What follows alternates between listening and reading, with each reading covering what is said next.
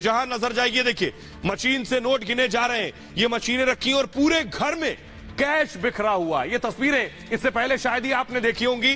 दूसरी तस्वीर मैं आपको दिखाने जा रहा हूं, देखिए जरा, ये देखिए, ये कैश गिनने की, नोट गिनने की मशीन ले जा रहे हैं इनकम टैक्स विभाग के लोग, कर्मचारी, और नोट गिनने की मशीन अंदर पहुंची और उसके बाद नोटों की गिनाई शुरू हो गई। और स्थिति आप ये थी कि नोट गिनने वाली मशीन भी थक गई और उसके बाद इन नोटों को बक्से में भरा गया। फुल स्क्रीन जरा तस्वीरें दिखाऊं मैं उन बक्सों की जिनमें भरा गया। गिनिए जरा बक्से। ये जो आप स्टील के बक्से देख रहे हैं, इन बक्सों में इन नोटों को भर दिया गया है। ये कैश की काली कोठरी।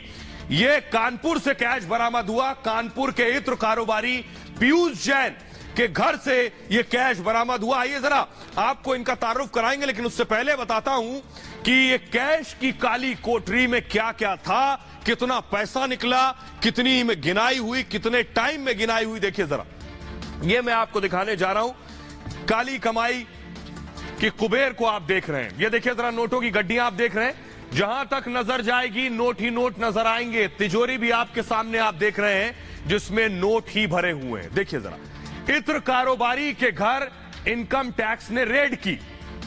थोड़ा बहुत नहीं, बताया जा रहा है लगभग 160 करोड़ से ज्यादा का कैश बरामद हुआ है। जो तस्वीरें हमने आपको दिखाई, 500 के नोटों की गड्डियों के बंडल मिले हैं। 500 के नोट, ये जो आप गड्डी देख रहे हैं, 500 के नोट की गड्डियां थी, उसके बंडल थे। बंडल के चारों तरफ टेप लगा दिया गया था, एक एक बंडल में टेप लगा हुआ था। गुरुवार शाम से, सोचिए जरा, कल शाम से नोटों की गिनती जारी थी। कल शाम से नोट गिने जा रहे थे और देर रात तक 4 मशीनों से 40 करोड़ रुपए गिन दिए गए। 40 करोड़ 4 मशीन से गिने गए। उसके बाद क्या हुआ, नोट गिनने की 4 मशीन लेकर पहुंची उसके बाद टीम, और गिनती के लिए एसबीआई के कर्मचारी बुलाए गए और कर्मचारियों ने नोट गिनने शुरू किए। नोट गिनने की 6 और मशीनें मंगवा ली गई। उसके बाद इतना नोट आ गया। नोटों की गिनती के दौरान मशीनें मंगाई गई और ज्यादा, और एलबैंड हटाएंगे, नोटों की गिनती बीच में ही रोक दी गई। सोचिए जरा, इतनी ज्यादा नोट थे, इतनी मशीनें पहुंची कि मशीन गर्म हो गई और गिनती रोकनी पड़ी। 13 मशीनों से हुई नोटों की गिनती। सोचिए जरा, एक दो नहीं, 13 मशीनें मंगाई गई जिससे नोटों की गिनती हुई। कैश रखने के लिए सोचिए लोहे के बॉक्सेस मंगाए गए, लोहे के बक्सों में कैश की गिनती हुई। 50 से ज्यादा बक्सों में कैश को रखा गया था। सोचिए, लोहे के 50 बक्से मंगाए गए, उसमें कैश रखा गया। ये आप देख रहे थे, मैं आपको बता रहा था कैसे नोटों की गिनती शुरू हुई, लेकिन आइए अब आपको दिखाने जा रहा हूं। उसके बाद इन बॉक्सेस को ट्रक में भरा गया, वो तस्वीरें मैं दिखाने जा रहा हूं। ये देखिए जरा, इस बक्से को, ये जो लोहे के बक्से आप देख रहे हैं, इन्हें ट्रक्स में रखा गया। फुल स्क्रीन जरा तस्वीर में दिखाऊं, लोहे के बक्सों में कैसे कैश, और इस बक्सों को ट्रक में रखा गया। एक ट्रक में लगभग 25 बॉक्सेस रखे गए। पीयूष जैन के घर से इन ट्रक्स को ले जाया गया उसके बाद। लेकिन आइए अब मैं आपको दिखाऊंगा वो घर जिसमें ये नोट मिले। सोचिए जरा, जिस घर में 160 करोड़ रुपए मिले, वो घर कैसा होगा। वो घर एक किला था, किला जिसमें परिंदा भी पर नहीं मार सकता। देखिए जरा घर, ये है वो घर जिसकी तस्वीरें आप देखकर समझ पाएंगे कि इस घर में नोट रखे थे। कटीली तारें दिखाई दे रही हैं, लोहे के तार लगे हैं घर में। इसमें 160 करोड़ रुपया कैश था। जरा देखिए, काली कमाई के इस किले की अंदर की तस्वीरें देखिए।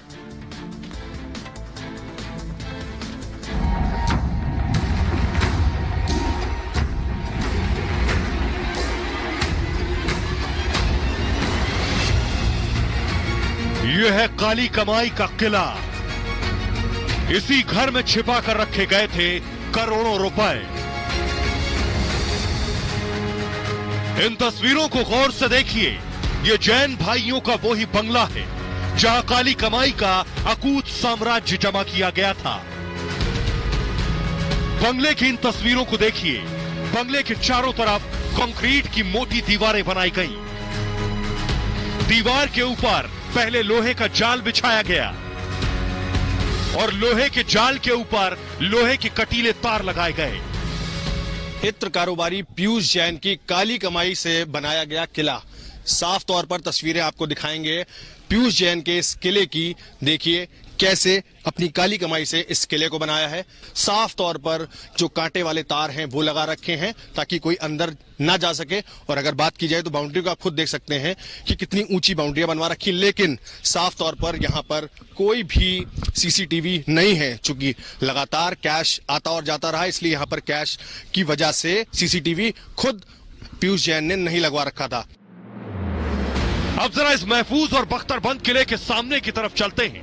देखिए बंगले के गेट पर लोहे के नुकीले सरिये लगे हैं जिससे कोई इसे लांघने के बारे में सोच भी ना सके।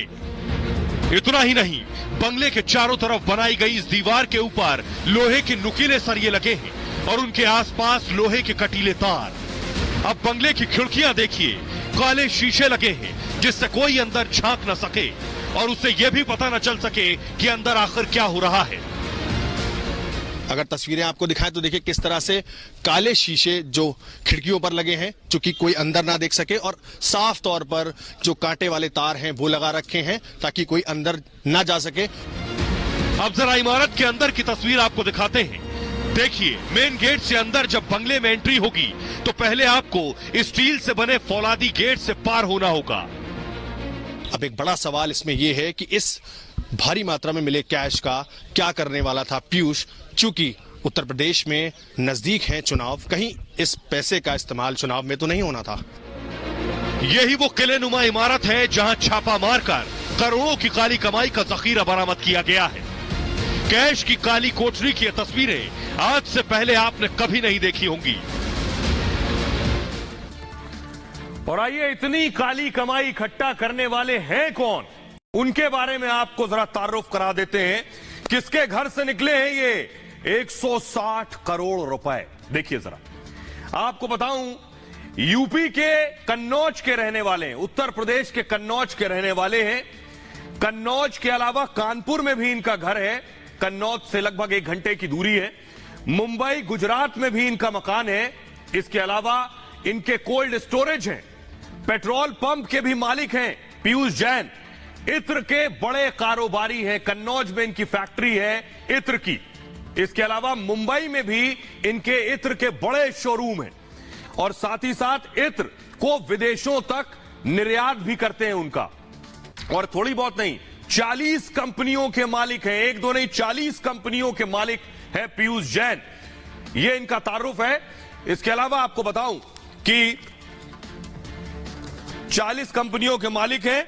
और आइए अब तस्वीरें दिखाने जा रहे हैं कि कैसे एक आरोप लग रहे हैं और कैसे समाजवादी कनेक्शन सामने आ रहा है, वो दिखा रहा हूं। ये देखिए तस्वीरें।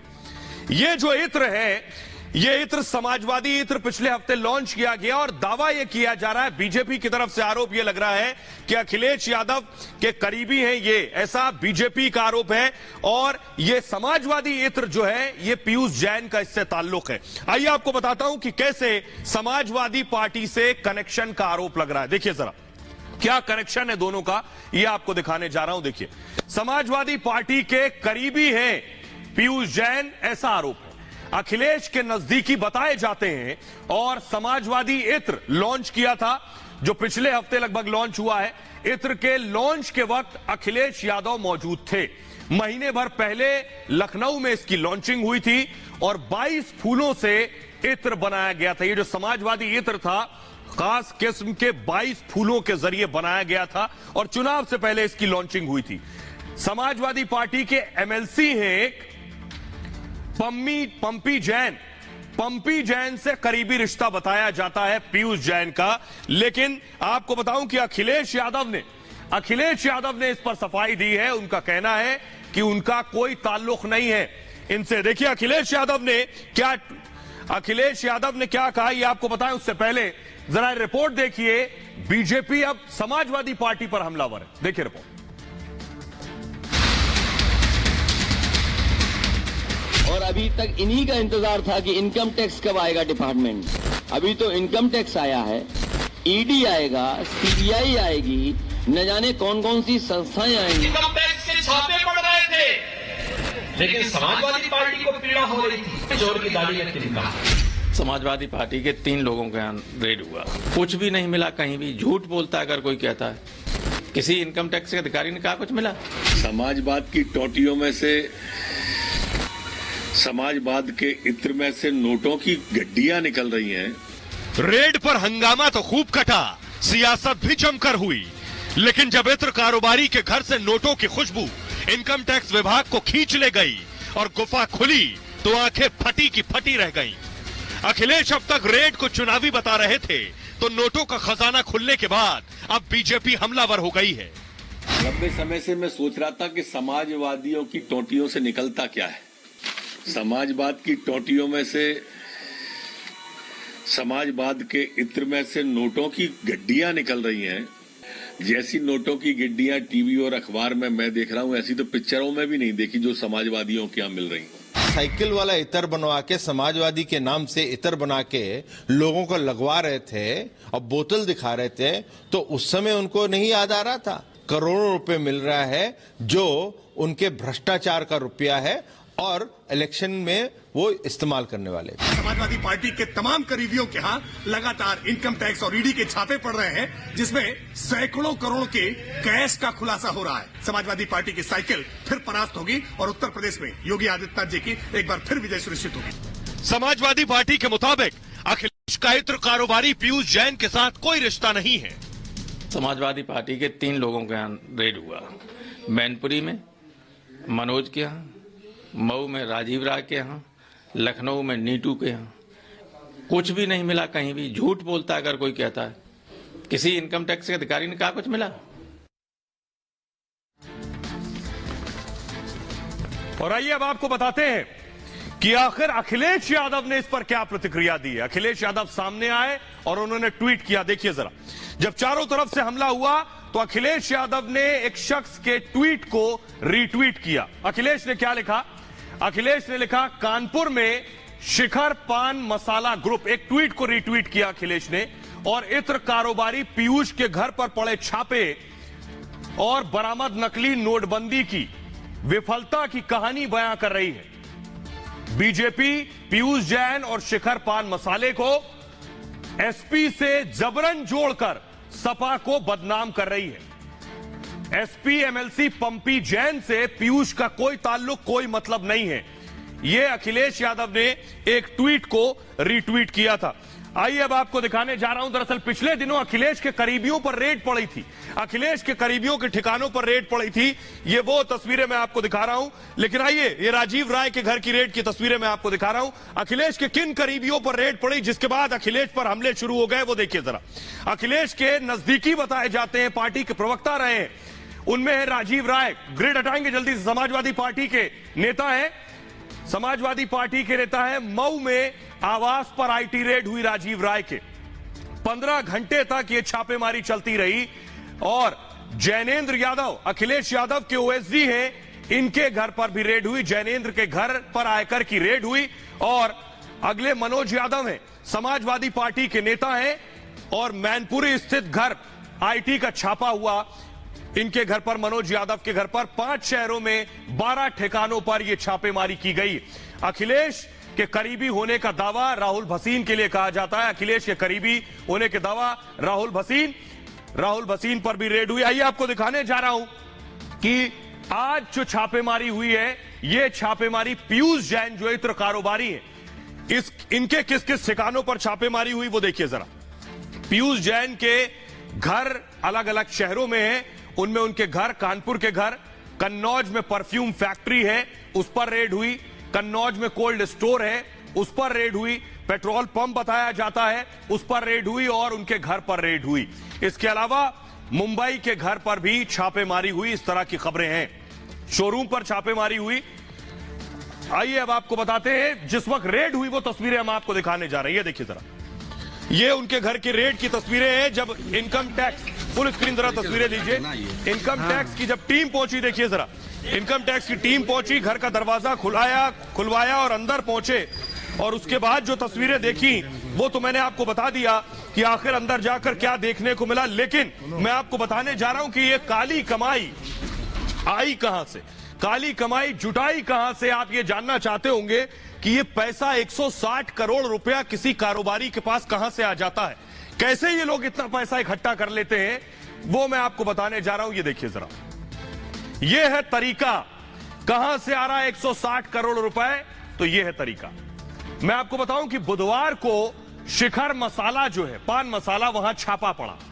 जीएसटी इनकम टैक्स ने छापे मारा। शिखर पान मसाले का नाम सुना होगा आपने। टीम को टैक्स चोरी की टिप वहीं से मिली कि टैक्स की बड़ी चोरी कर रहे हैं ये बड़े कारोबारी। आज क्या हुआ, पीयूष जैन के यहां उसके बाद छापेमारी कर दी गई।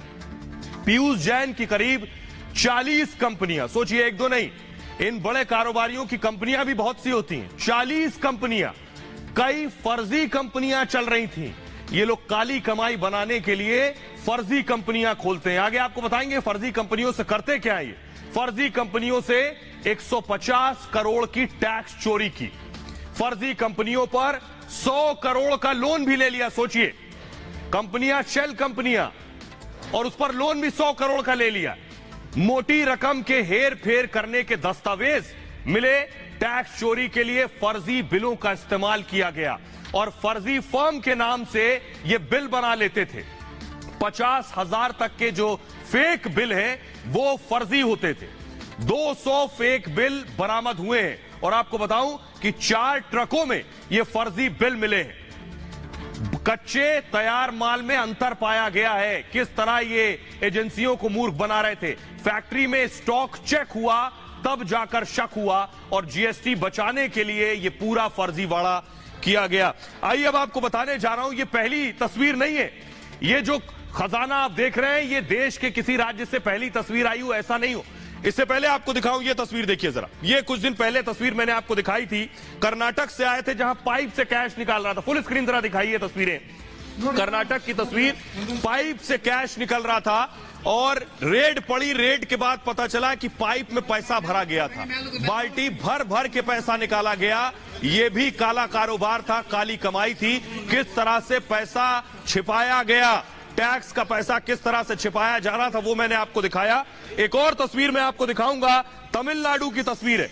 आइए दूसरी तस्वीर मैं आपको दिखाने जा रहा हूं कि देखिए जरा, ये है तमिलनाडु की दूसरी तस्वीर। ये देखिए जरा, नोट ही नोट नजर आ रहे हैं, चारों तरफ नोट। फुल स्क्रीन जरा दिखाऊं तस्वीर। नोट है और गोल्ड है। ये भी रेड के दौरान पकड़ा गया, जो ये बताता है कि कैसे देश के अलग अलग शहरों में ये काली कमाई के कुबेर इकट्ठा कर रहे थे। आइए अब आपको बताता हूं कि आखिर ये कैसे इकट्ठा करते हैं इतना पैसा, क्या जरिया है इतना पैसा इकट्ठा करने का। ये आपके सामने देखिए जरा, होता क्या है। ये क्या करते हैं कि कागजों पर ये फर्जी कंपनियां बनाते हैं। इसे अगर आपने समझ लिया तो आप समझेंगे ये कहां से कमाई करते हैं। कागजों पर बनाते हैं बहुत सी फर्जी और शेल कंपनियां। कागजों पर उन सबकी एंट्री होती है। कहा जाएगा इनकी 40 कंपनियां। काली कमाई को व्हाइट करने के लिए ये फर्जी कंपनियां बनाते हैं। होता क्या है, इन फर्जी कंपनियों के जरिए टैक्स बचाते हैं। ये टैक्स बचाने के लिए इन कंपनियों को खोलते हैं, रकम को खर्च के तौर पर दिखाते हैं। ज्यादा से ज्यादा खर्चा बताएंगे कि कंपनी का बहुत ज्यादा खर्चा हो रहा है उन फर्जी बिल के जरिए, और उस रकम पर जो कंपनी में खर्चा हो रहा है फर्जी बिल के जरिए दिखा रहे हैं, उस रकम पर टैक्स नहीं लगता है। इस जरिए से उस पैसे को बचा के रखते हैं, वही कैश बरामद होता है। मनी लॉन्ड्रिंग के लिए भी इस्तेमाल करते हैं, दूसरे देश में उस पैसे को ले लेते हैं। झूठे कॉन्ट्रैक्ट के जरिए भी कारोबार करते हैं, यानी कॉन्ट्रैक्ट कर लिया और हकीकत में ऐसा कोई कॉन्ट्रैक्ट नहीं हुआ, और उस जरिए से भी एक काले को सफेद करते हैं। कागजों पर कीमत बढ़ा दी जाती है कॉन्ट्रैक्ट की, कंपनियों की, खर्चे की। कंपनियों के नाम पर लोन ले लेते हैं, जैसे 40 कंपनियों पर 100 करोड़ का लोन ले रखा है पीयूष जैन ने। यह है तरीका कैसे काले को सफेद करने का, और काले कुबेरों की हकीकत हमने आपको बताई। बहरहाल खबरों में आगे बढ़ते हैं। आज की एक और बड़ी खबर है, और बड़ी खबर है असदुद्दीन ओवैसी से जुड़ी, जहरीले भाईजान से जुड़ी। असदुद्दीन ओवैसी जो अपने बयानों के लिए जाने जाते हैं, आज जो बयान इस बार उन्होंने दिया है ये पहला बयान नहीं है। इससे पहले आपको याद होगा असदुद्दीन के भाई अकबरुद्दीन ओवैसी भी हूबहू ऐसा ही बयान दे चुके हैं कि कुछ वक्त के लिए पुलिस हटा लो फिर देखो। आज असदुद्दीन ओवैसी ने क्या कहा वो देखिए जरा। असदुद्दीन ओवैसी का बयान देखिए। ओवैसी ने कहा, योगी हमेशा मुख्यमंत्री नहीं रहने वाले, मोदी भी हमेशा प्रधानमंत्री नहीं रहने वाले। एक दिन योगी मठ चले जाएंगे और मोदी पहाड़ों पर चले जाएंगे। तब तुम्हें बचाने कौन आएगा? ओवैसी कह रहे हैं वक्त खराब होने की वजह से खामोश है, यानी जिन लोगों को संबोधित कर रहे थे उनके लिए कह रहे थे ये खामोश इसलिए है क्योंकि इनका वक्त खराब है। जब योगी और मोदी चले जाएंगे तब बचाने वाला कौन आएगा? लेकिन हम तुम्हारे जुल्म भूलने वाले नहीं हैं, ये यूपी की पुलिस को चुनौती दे रहे थे। याद रखना, हम भूलने वाले नहीं हैं, हालात बदलेंगे और तुम्हें कौन बचाएगा? ये असदुद्दीन ओवैसी का बयान अल्लाह की ताकत नेस्तो नाबूद कर देगी। ये जहर बुझी जुबान के बाद असदुद्दीन ओवैसी पर बीजेपी ने हमला किया और पलटवार किया। सुनिए जरा। हालात बदलेंगे, कौन बचाने आएगा तुमको? ये हिंदुस्तान है, ये अफगानिस्तान नहीं है कि यहाँ तालिबान आ जाएंगे। हमेशा योगी मुख्यमंत्री नहीं रहेगा, हमेशा मोदी प्रधानमंत्री नहीं रहेगा। मोदी योगी कहीं जाने वाले नहीं है। जब योगी अपने मठ में चले जाएंगे, मोदी पहाड़ों में चले जाएंगे। इस तरह का कम्युनल और क्रिमिनल माइंडसेट कभी भी भारत में एक्सेप्टेबल नहीं है। भड़काऊ भाईजान की जहरीली जुबान से एक बार फिर उत्तर प्रदेश में सियासी पारा हाई हो गया है। 12 दिसंबर को कानपुर में ओवैसी ने खुलेआम धमकी दी थी। अब वीडियो वायरल होने के बाद बीजेपी ने ओवैसी पर जोरदार हमला बोला है। याद रखो मेरी इस बात को, हमेशा योगी मुख्यमंत्री नहीं रहेगा,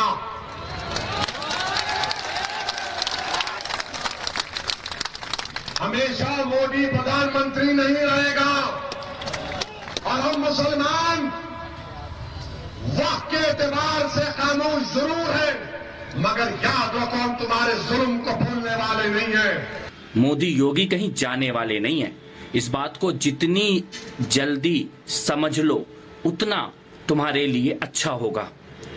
ये 1921 वाला भारत नहीं है, ये नया भारत है। इस सोहरावर्दी वाली सोच, इस जिन्ना वाली सोच, इस सोच को जड़ से खत्म किया जाएगा इस भारत में। और ये याद रखना, ये नया भारत है। भड़काऊ भाईजान इतने पर ही नहीं रुके। ओवैसी ने धमकाते हुए कहा कि जब मोदी और योगी चले जाएंगे तब कौन बचाएगा? हालात बदलेंगे, जब कौन बचाने आएगा तुमको? जब योगी अपने मठ में चले जाएंगे, मोदी पहाड़ों में चले जाएंगे, हो सकता है या कहीं पर जाकर रहेंगे। जब कौन आएगा? ये हिंदुस्तान है, ये अफगानिस्तान नहीं है कि यहाँ तालिबान आ जाएंगे। यहाँ पर कोई तालिबानी अगर आएगा तो आपको पता होना चाहिए देश में मोदी है और उत्तर प्रदेश में योगी है। दरअसल बिहार बंगाल के बाद अब उत्तर प्रदेश में ओवैसी ध्रुवीकरण की कोशिश में जुटे। और हम मुसलमान वक्त के एतबार से खामोश जरूर है, मगर याद रखो हम तुम्हारे जुल्म को भूलने वाले नहीं हैं। हम तुम्हारे जुल्म को याद रखेंगे। अल्लाह अपनी ताकत के जरिए तुमको निस्तो नाबूद करेगा इंशाअल्लाह ताला, और हम याद रखेंगे। इस तरह का कम्युनल और क्रिमिनल माइंडसेट कभी भी भारत में एक्सेप्टेबल नहीं है। और इस तरह के क्रिमिनल और कम्युनल माइंडसेट के कीड़े वाले लोगों को इस बात को समझना चाहिए कि आप। तो आइए अब आपको बताते हैं, न सिर्फ ओवैसी पर ऐसे हमले हुए बल्कि ओवैसी को ट्वीट के जरिए भी जवाब दिए गए। आइए आपको जल्दी से दिखाते हैं ओवैसी को किसने क्या जवाब दिया। संबित पात्रा ने, संबित पात्रा जो अपनी हाजिर जवाबी के लिए जाने जाते हैं, उन्होंने लिखा, किसे धमका रहे हो मियां? जब जब कोई औरंगजेब और बाबर आएगा तब तब कोई शिवाजी, महाराणा प्रताप, मोदी, योगी आ जाएगा। कौन तुम्हें बचाने आएंगे?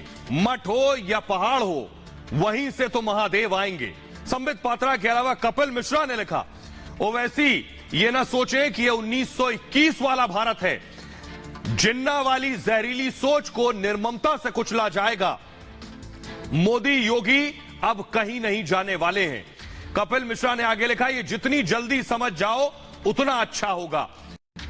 शलभ मणि त्रिपाठी ने लिखा, सुनो हम न डरे थे मुगलों से न जिन्नावादियों से, तो तुमसे क्या खाक डरेंगे। स्वतंत्र देव सिंह ने लिखा, मठ मंदिर कौन जाएगा, ये सोचने में समय व्यर्थ ना करें।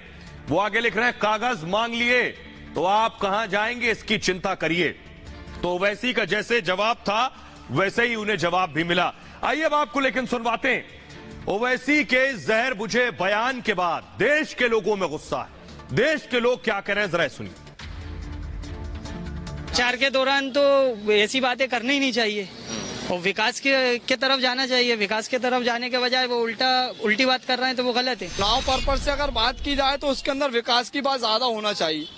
आजकल चुनाव राजनीति में क्या हो रहा है सर कि विकास की बात कम हो रही है और रणनीति चल रही है। तो उनकी गलत फहमी है कि योगी और जो मोदी है ये संन्यास कर लेंगे तो ये हिंदू क्या करेंगे। फिर हिंदू चुपचाप थोड़ी बैठेंगे, या सारे जितने भी हिंदू हैं सारे थोड़ी ये संन्यास में चले जाएंगे।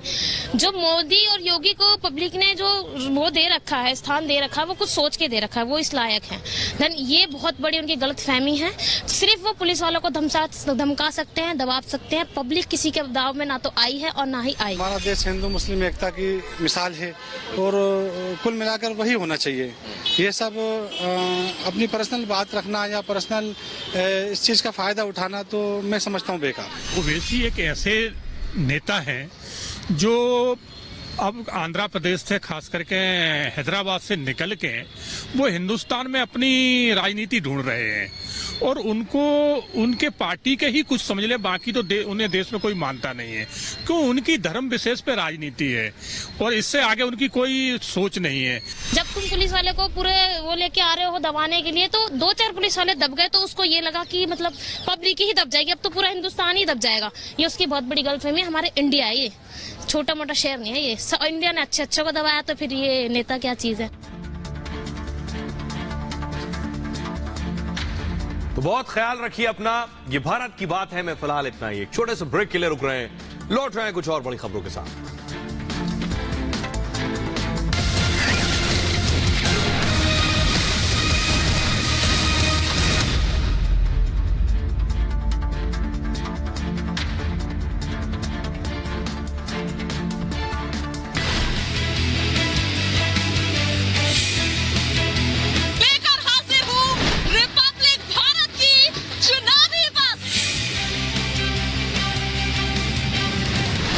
भारत की बस के जरिए यूपी का महाभारत बड़ा संग्राम शुरू हो चुका है।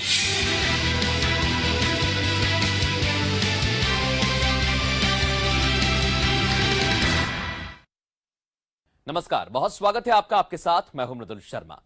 बात करेंगे उत्तराखंड की सियासत की। उत्तराखंड की सियासत के 4 किरदार पहले आप जान लीजिए। सबसे पहला नाम है हरीश रावत, जो पूर्व मुख्यमंत्री रहे हैं और अभी चुनाव प्रबंधन समिति के अध्यक्ष भी हैं। दूसरा नाम आता है नेता प्रतिपक्ष प्रीतम सिंह का। तीसरा नाम आता है कांग्रेस के अध्यक्ष गणेश गोत्याल का और चौथा नाम आता है कांग्रेस के प्रभारी देवेंद्र यादव का। इन चारों के इर्द गिर्द ही इस समय उत्तराखंड की सियासत घूम रही है। कांग्रेस में अंदर गुटबाजी को लेकर बहुत लंबे समय से सवाल उठते रहे हैं, लेकिन अब हरीश रावत के एक ट्वीट ने बवाल खड़ा कर दिया है।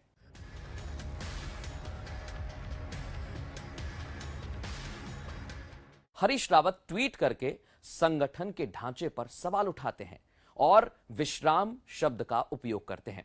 एक तरह से उसे हरीश रावत के संन्यास के तौर पर भी देखा जा रहा है, लेकिन यह इतना सीधा नहीं है। इस ट्वीट के बाद कांग्रेस के अंदर गुटबाजी की तमाम अटकलें तेज हो गई। भारतीय जनता पार्टी ने निशाना साधना भी शुरू कर दिया है।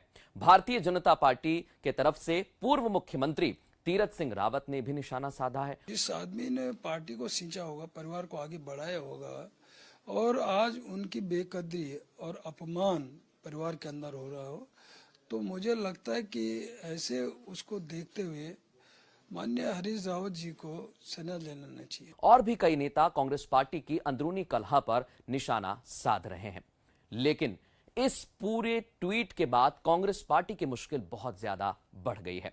कांग्रेस के दिल्ली नेताओं ने भी इस पर संज्ञान लिया है। एक तरफ G23 के नेता इस पर तंज कस रहे हैं, तो दूसरी तरफ कांग्रेस आला कमान इस पूरी लड़ाई को सुलझाने में जुट गया है और उत्तराखंड के नेताओं को दिल्ली तलब कर दिया गया है। वहां पर इस पूरे झगड़े को